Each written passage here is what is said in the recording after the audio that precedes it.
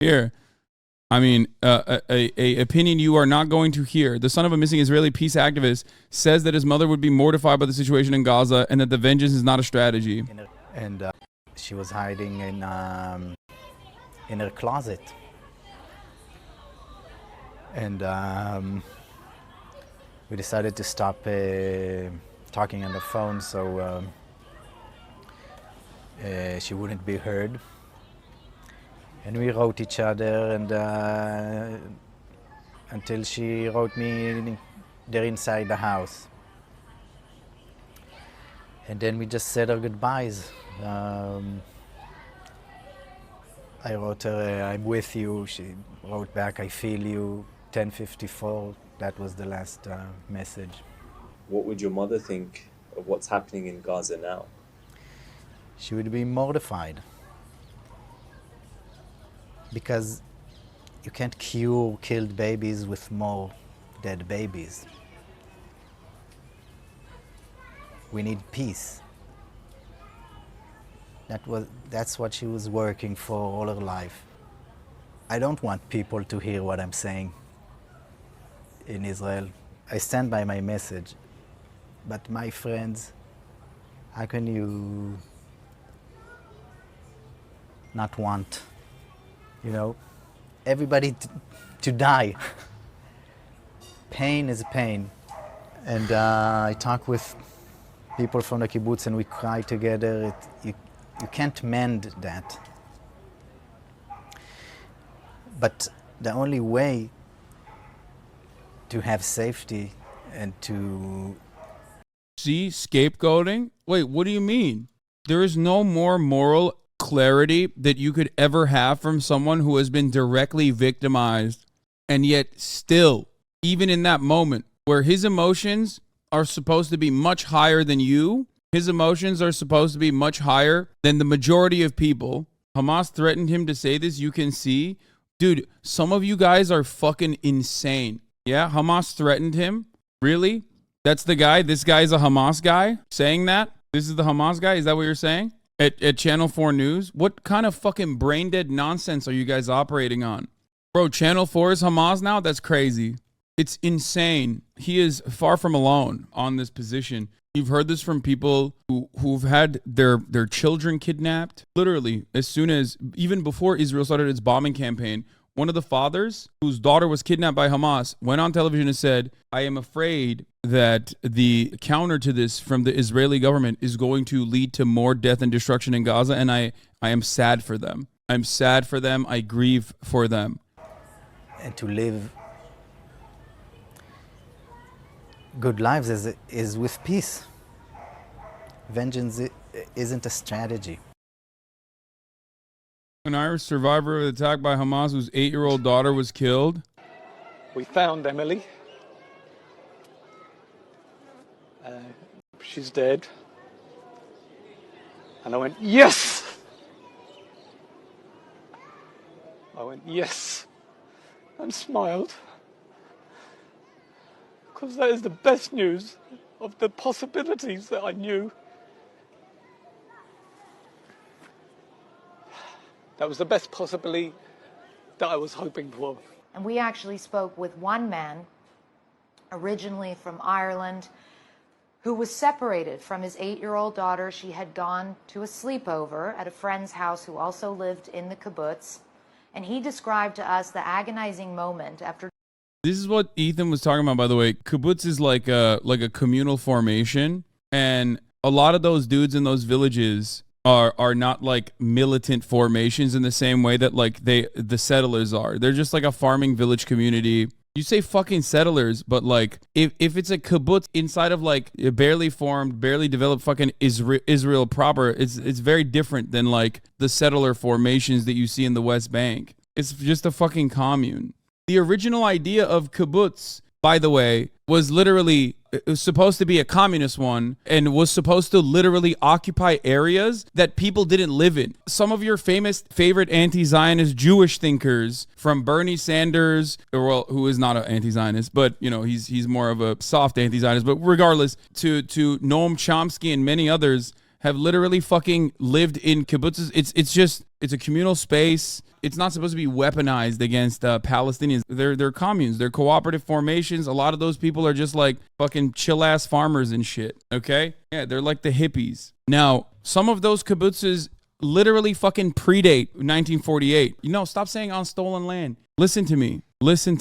I don't think you're understanding. Like, I get the way that you want to talk about it, but there is nuance to this situation. You're ridiculous for just like writing it off. And you're also wrong. You're literally wrong. The original kibbutz strategy was supposed to be putting Jewish people from Europe that were escaping pogroms or the Holocaust into kibbutz formations that were on areas where no one was actually living there. It was not supposed to be like displacing Palestinians. As a chatter a couple days ago correctly talked about, like a land for a people with no land was originally supposed to be about putting populations into areas where no one was actually living there. The kibbutzim were founded by the members of the Bilu movement who emigrated to Palestine, like the members of the first Aliyah who came before them and established agricultural villages. Most members of the second Aliyah planned to become farmers, almost the sole career available in the agrarian economy of Ottoman Palestine. And the original formations were not like supposed to be viciously ethnically displacing Palestinian people.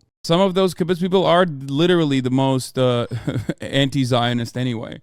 It is certainly more complicated. They were not there during the Ottoman era, meaning they were European settlers that came during British colonialism. Stop defending them.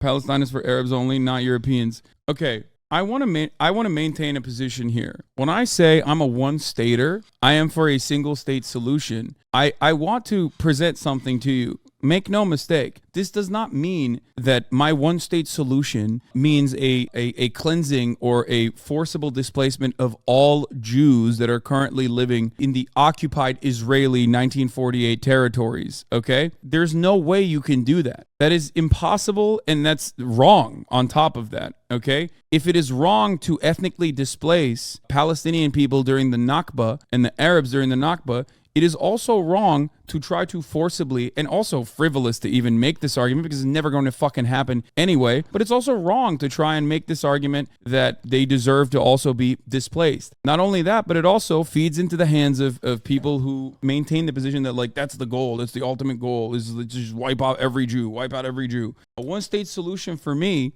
means giving reparations to Palestinians, allowing a right to return for all Palestinians globally, okay? And having a singular state where everyone has equal rights and equal representation. Now, when you present this idea, which is the best possible idea, most people will say, and it's a singular secular state, not a Jewish one, and not a Muslim one, obviously, which, would not happen regardless. So the idea that we can't reach that conclusion is one that people often directly place the blame on the Palestinian side. If you're in the fucking Western world, there is no reason for you to also continue on with this narrative. By the way, people say two-state solution. I have this conversation with my Jewish American normie friends all the time. They say the inverse of this, where they say two-state solution would turn into like a mass displacement of Jews because there's more Muslims, and then they would turn around and turn it into a Muslim state, and then they would start ethnically cleansing the Jews. This is a very real fear that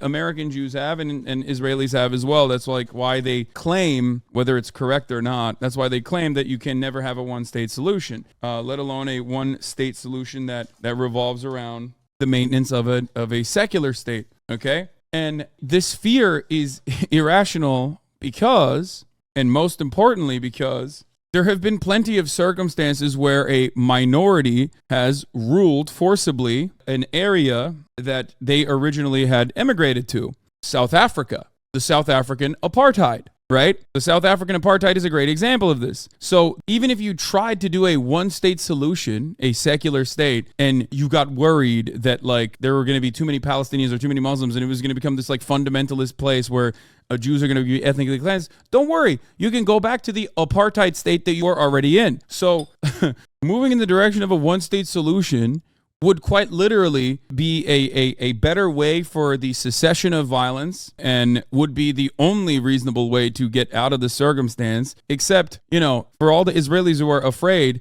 they can always go back to the current apartheid regime that they have. You know what I mean? Like, so the only thing you have left to lose in that circumstance is basically going back to the exact same formation that you have thus far. This slogan persists to this day because it was never meant to be literal, but colonial and ideological. This phrase is yet another formulation of the concept of terra nullius, meaning nobody's land in one form or another. This concept played a significant role in legitimizing the erasure of the native population virtually in every settler colony and laying down legal and moral basis for seizing native land. Bullshit. Why Muslims did not kill Christians? Many Muslims and Christians living together in mere Arab country. My friend, Muslims also didn't kill Jews either. I don't think people know the history of the Ottoman Empire. The Ottoman Empire is the caliphate, and the Ottoman Empire, quite literally, was one of the only fucking safe havens for Jews historically when the European dogs were fucking mercilessly butchering and doing pogroms on Jews. They would come to the Ottoman Empire for safe haven. This is historically accurate, for the record, for those of you who don't fucking know. That's why there were Jews in Palestine already. 11% of historic Palestine under Ottoman rule was Jewish. The fuck do you mean? Yes, Spanish Inquisition and Russian pogroms, Jews came to the Ottoman Empire. So the invention of like anti-Semitism, which is very real. There is definitely anti-Semitism in the Arab world, just like there's anti-Semitism everywhere, okay? But anti-Semitism in the Arab world specifically has heightened since the inception of a Jewish nation state that was designed to be a Jewish nation state. Even though it should not be one, it should be a secular nation state for Jews and for everyone. I've heard from other people that say like Germans love, like the German government especially loves the invention of Israel because they can always point to like, yeah, no, like it's not us that fucking hate Jewish people. It's those guys, those Arabs, right? And it's like, fuck you mean, dude? No one historically has mistreated Jews less than Arabs. The anti-Semitism in the Arab world, and the anti-Semitism in the Muslim world, in the global Muslim world, is a relatively recent phenomena in the grand history, in the much, much larger history. It exists and has only heightened in the aftermath of the Nakba. Why are so many Muslims against Jews then? A lot of European countries just asking, I really don't understand what I just described to you. And also, on top of that, this is the exact opposite. This is the diametrical opposite in America. But in European formations, like you end up building Muslim enclaves rather than regular integration, okay? And a lot of the Muslims in Europe, and I'm saying this off of like my understanding of Turkish diaspora in Germany, for example, they are way more intolerant and way more reactionary than the larger Turkish population on many issues.